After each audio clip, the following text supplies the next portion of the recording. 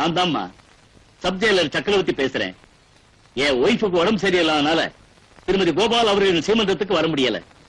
இந்த விஷயத்தை அவர்கிட்ட சொல்லி மன்னிக்கணும்னு ஜெயில இருந்து போன் பண்றேன். என்ன சக்கரவர்த்தி சார், நீங்க ஜெயில இருந்து தான் பேசுறீங்களா? கல்லடைக்கிற கைதிங்க கலாட்டா பண்றாங்கன்னு போன் வந்ததும் கோபால் என்ன புறப்பட்டு போயிட்டாரு. அப்படியெல்லாம் இன்னைக்கு நடக்கலம்மா. மழை பெய்யுமோன்னு கைதிகளை கேரியில இருந்து அழைச்சிட்டு வந்துட்டோம்.